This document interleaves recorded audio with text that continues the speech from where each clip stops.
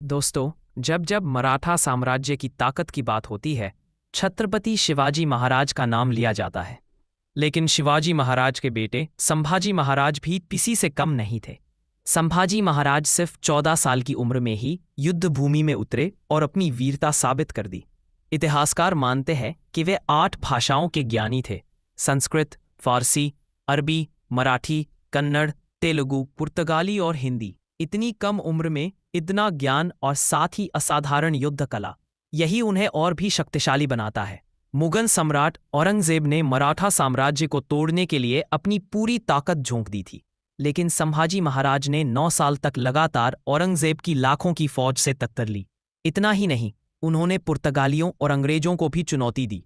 कहते हैं कि संभाजी महाराज जब घोड़े पर सवार होते थे तो उनके तेज और शौर्य से ही दुश्मनों के मन में भय बैठ जाता था।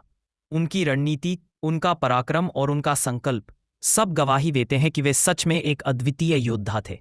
यहाँ तक कि जब उन्हें मुगलों ने बंदी बना लिया, तब भी उन्होंने स्वाभिमान से समझौता नहीं किया। अत्याचारों के बीच भी उनका साहस अडिग रहा।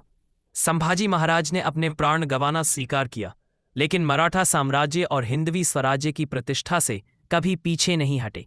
तो दोस्तों, संभाजी महाराज सिर्फ शिवाजी महाराज के पुत्र नहीं थे, बल्कि एक ऐसे शासक और योद्धा थे जिनकी शक्ति और शौर्य ने औरंगजेब जैसे सम्राट को भी हिला दिया।